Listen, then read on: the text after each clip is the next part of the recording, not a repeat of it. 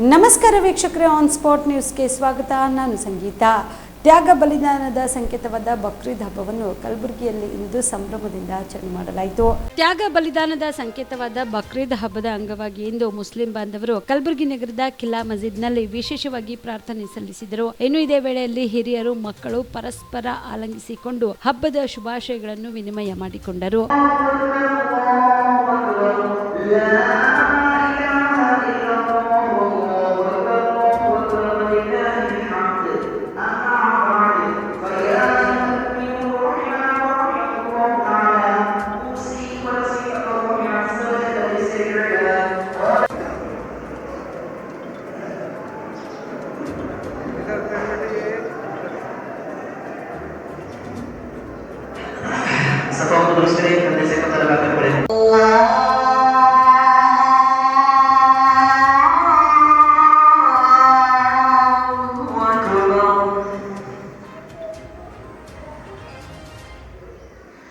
Alhamdulillahi Rabbil Alamin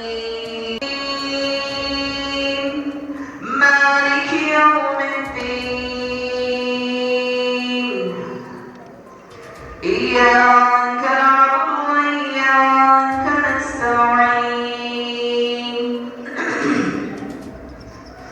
Ihdinas siratal mustaqim siratal ladzina an'amta alaihim غير المغضوب عليهم ولا الضالين. इस जानवर के खून का कतरा जमीन पर बांट में गिरता है, अल्लाह ताला उस करने वाले की कुर्बानी को फौरन कबूल फरमाता है और उसकी अल्लाह मग़फ़िरत फरमाता है.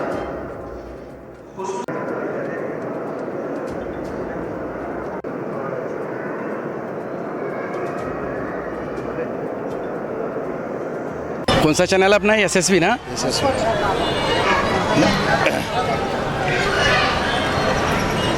अस्सलाम वालेकुम, नमस्ते, गुड मॉर्निंग टू एवरीवन. आज ईद उल अज़हा का दिन है. बड़े खुशी की बात है कि मैं तमाम हिंदुस्तानियों को, हमारे बरादरान वतन को, तमाम दुनिया के तमाम मुसलमानों को, तमाम इंसानियत नवाज दोस्तों को ईद उल अज़हा की पुरखुलूस मुबारकबाद देता हूँ. मेरी तरफ से और शहरियान गुलबर्गा की ओर से मैं तमाम लोगों को, हिंदुस्तानियों को दिल की अमीर गहराइयों से दिली मुबारकबाद देता हूँ. आज का दिन इसार वो कुर्बानी का दिन है. जैसा कि सेक्रीफाइस जो हम करते हैं, हाँ, हर चीज़ में हमको ये जो ईद है हमको ये मैसेज देती है, ये जो फेस्टिवल है पर्टिकुलरली ये हमको मैसेज देती है कि everywhere we have to sacrifice our services.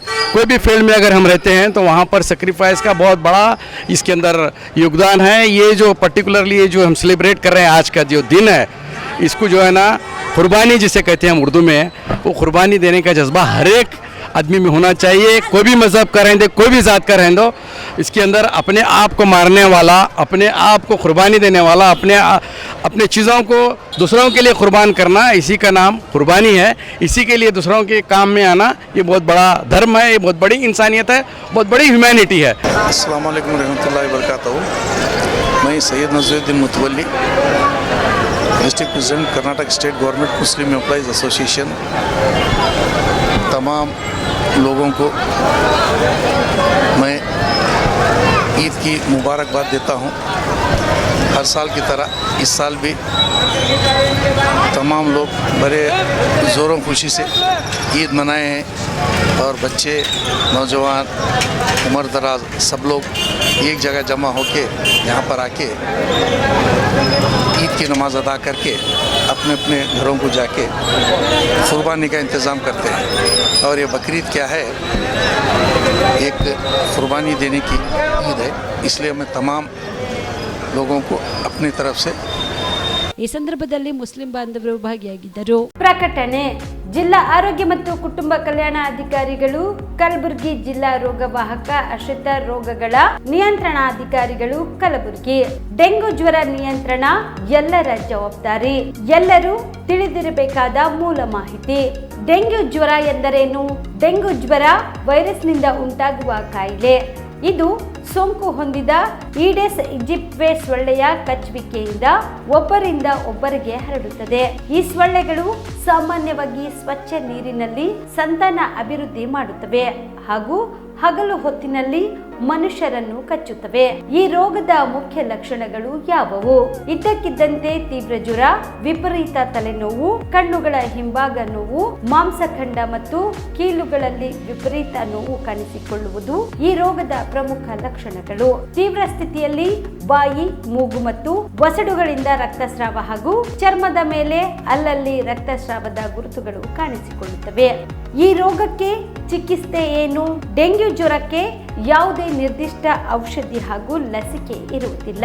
ರೋಗದ ಲಕ್ಷಣಗಳಿಗನುಸಾರವಾಗಿ ವೈದ್ಯರಿಂದ ಸೂಕ್ತ ಚಿಕಿತ್ಸೆ ಪಡೆಯಬಹುದು. ಇಂತಹ ಲಕ್ಷಣಗಳು ಕಂಡು ಬಂದರೆ ತಕ್ಷಣ ಹತ್ತಿರದ ಸರ್ಕಾರಿ ಆಸ್ಪತ್ರೆ, ಪ್ರಾಥಮಿಕ ಆರೋಗ್ಯ ಕೇಂದ್ರದ ವೈದ್ಯರಲ್ಲಿ ಪರೀಕ್ಷಿಸಿಕೊಂಡು ಸೂಕ್ತ ಚಿಕಿತ್ಸೆಯನ್ನು ಪಡೆಯಬಹುದು. ಈ ರೋಗದ ನಿಯಂತ್ರಣ ಹೇಗೆ? ಸೊಳ್ಳೆಗಳ ನಿಯಂತ್ರಣ ಒಂದೇ ಡೆಂಗ್ಯೂ ರೋಗದ ಹತೋಟಿಗೆ ಮುಖ್ಯ ವಿಧಾನ.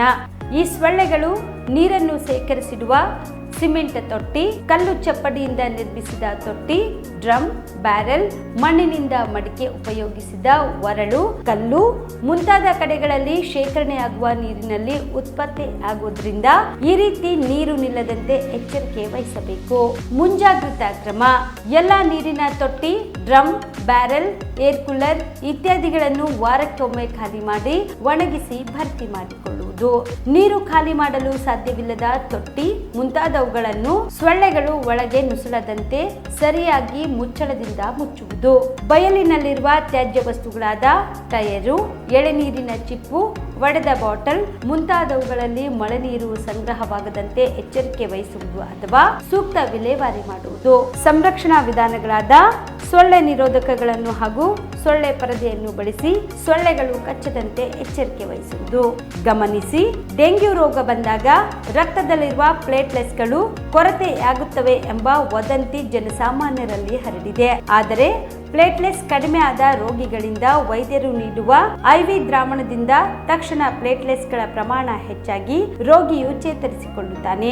ರಾಜ್ಯದ 171 ಪರವಾನಗಿ ಪಡೆದ ರಕ್ತನಿಧಿಗಳಲ್ಲಿ 30 ರಕ್ತನಿಧಿಗಳಿಗೆ ರಕ್ತದ ಕಣಗಳು ಬೇರ್ಪಡಿಸಲು ಅನುಮತಿ ನೀಡಲಾಗಿದ್ದು, ಯಾವುದೇ ಡೆಂಗ್ಯೂ ರೋಗಿಯು ಉಲ್ಬಣದ ಸ್ಥಿತಿ ತಲುಪಿದ್ರೆ ಪ್ಲೇಟ್ಲೆಟ್ಸ್ಗಳು ಲಭ್ಯವಾಗುವಂತೆ ವ್ಯವಸ್ಥೆ ಮಾಡಲಾಗಿದೆ.